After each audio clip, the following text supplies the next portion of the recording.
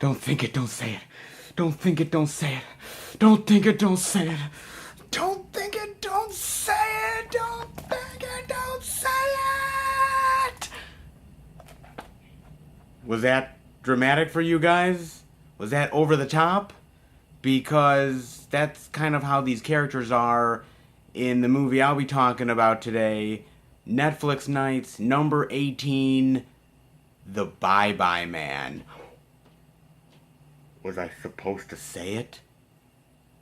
I don't think he's gonna come after me. Trust me, guys. Alright, everybody. Let's delve into this. And before we do, let's see what the good folks over at Netflix have for a synopsis for us today, shall we?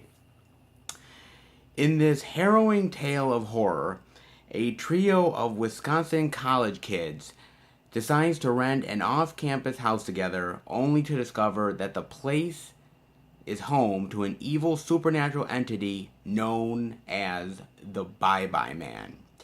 Rated PG-13 and from 2017. And where to start with this movie? I guess the best place to start is this.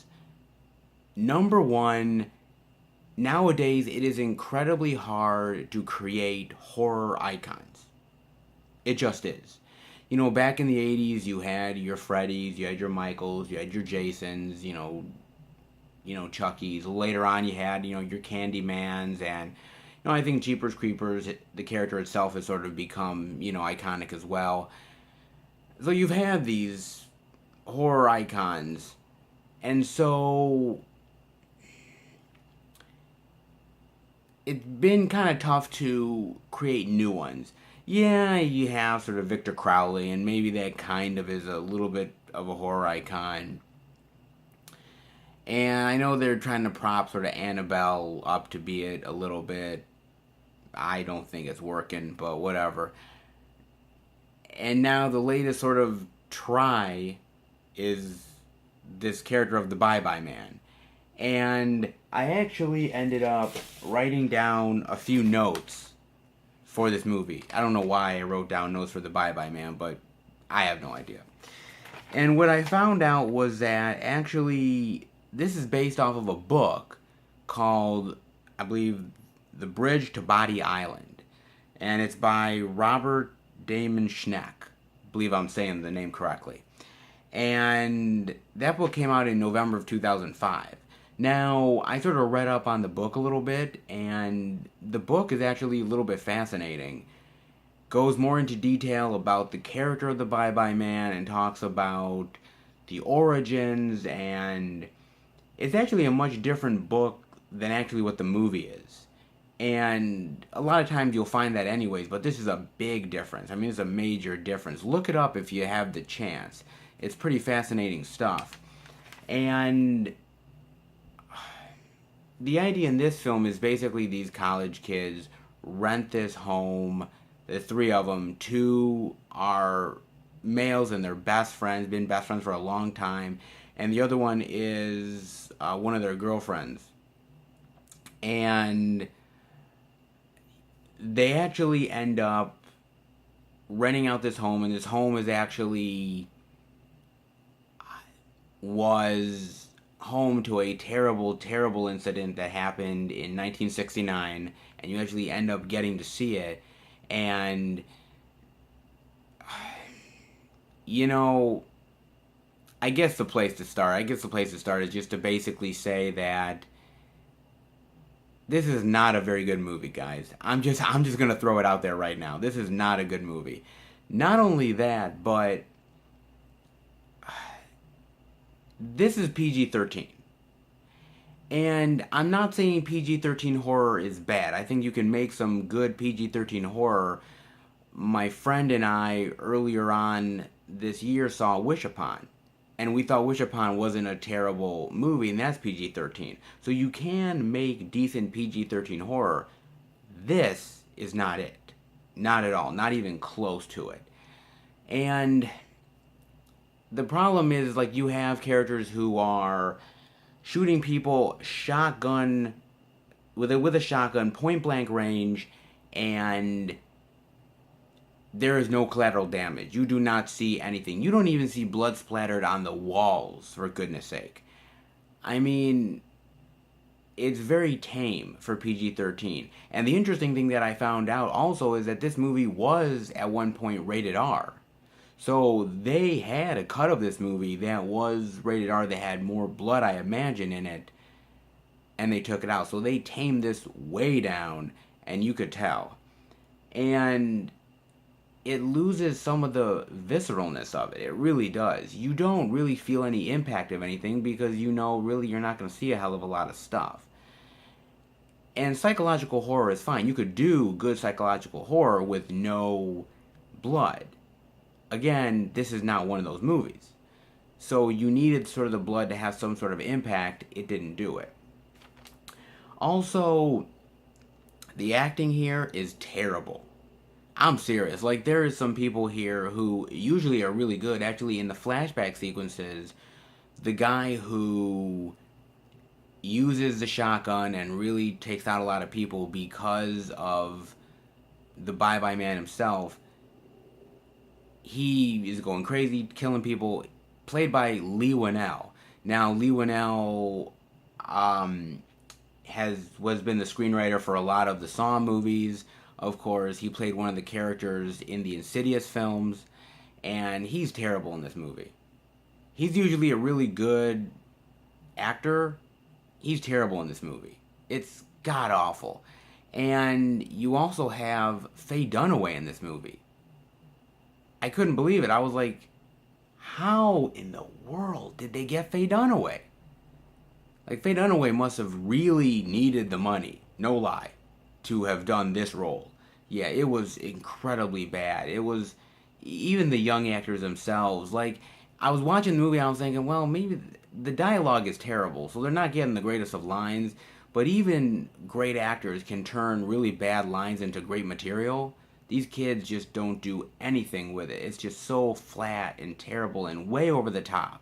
Extremely over the top. What I did at the beginning of the video, they're doing through most of the movie. It is incredibly cheesy, and it just doesn't work. And, you know, beyond that, the special effects are just terrible. The Bye-Bye Man in this has sort of like this sort of dog, which is sort of his minion, I guess, or something. It's not really even explained in the movie. And this dog looks like burnt CGI meatloaf. I swear to God. I was looking, I'm like, this looks god-awful. And the CGI is so terrible. It was so bad. And sort of the CGI in general is just really bad. It's just, you know, if you don't have the budget to do CGI right, or if you can't really pull it off well enough, work around it. You know what I mean? Work around it. Don't, like, show your flaws, because that really makes the movie even worse than it is. I mean, you got the bad CGI, you got the bad acting, the script is terrible, and the problem is that the movie itself is bombarding you with all these images, right? There's images of trains, there's images of, you know, this sort of pale white pasty guy, which is basically the Bye-Bye Man. You have the dog, you have all these different elements, but none of it makes any sense. There's no explanation in any of the movie about why all these things are here. The symbolism, the coins, everything. What's the symbolism? Why is all this stuff related to the Bye-Bye Man? There's nothing here. Now in the book, it actually goes into explanation of the symbolism of the train and the coins and why he's pasty white and why he has the dog. Everything is explained in the book. And it kind of felt to me like they just said, you know what, we're gonna punt to whatever second film is coming, and hopefully they can explain it. And I'm like, good God, man, can you just explain something here? Because I'm confused as all to hell here. And nothing ever gets explained. And speaking of the acting, I did want to point out one other person, Carrie Ann Moss, who plays Trinity in the Matrix movies. She's in this, and she's even terrible in this movie. She's god awful. The acting is so amateurish, and from people who are really good too. I don't know. It just was so terrible. Do I think there's going to be a part two here? Yes, I do. Honestly, guys, I do think there's going to be a part two. And the reason why is that this made a decent amount of money. Enough money where basically they basically made enough money to justify a sequel. Now, unfortunately, producers and studios don't look at what people think about a movie.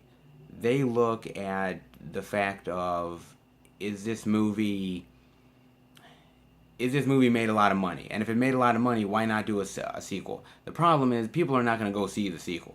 I guarantee you that. The trailers were good enough where they sold it and people wanted to watch it, but I'm telling you guys, they are not going to pull this off for a second time. Nobody's going to get fooled a second time. It is absolutely terrible.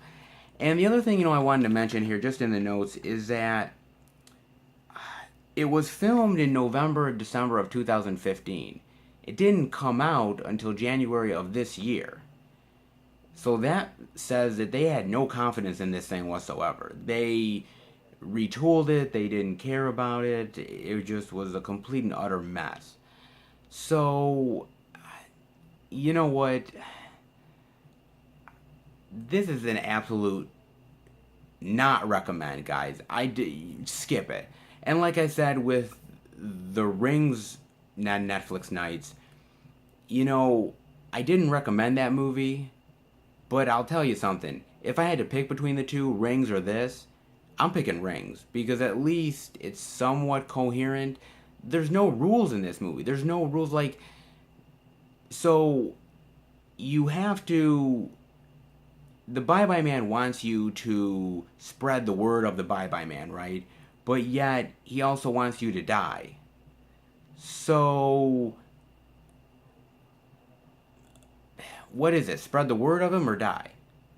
And the idea that he ends up getting you through fear, but it just is so terrible. The rules are so not clearly defined. This character is not clearly defined. The acting is terrible. The ending of this movie is terrible. There's a little girl, and she ends up having to do this sort of... She almost sees sort of the dresser that has sort of the Bye-Bye Man writing in it, and she almost sees it, but she plays it for laughs at the end of the movie. It's so terrible. I can't recommend this to you guys, because I think you guys would kill me if I recommended it to you. I'm not going to do it to you guys. And this is a skip. Like I said, we're heading into big Halloween season, and everyone wants to, hey, I want the newest thing. I want the latest horror thing. Gimme. Don't see it. Skip it. Don't spread the word of the Bye-Bye Man. Just squash it. Don't forget about it. So, yeah, it's not recommended. So, that does it for Netflix Nights number 18, The Bye-Bye Man. And, if you guys like the video, give it a thumbs up. And if you're new to the channel, welcome. If you like the content I've been doing and this video, definitely hit subscribe, and you are going to get more of it. Also, I am on Twitter and Facebook, FilmFan108, so check me out there. Alright guys, I will see you next time for another Netflix Nights. Take care, guys.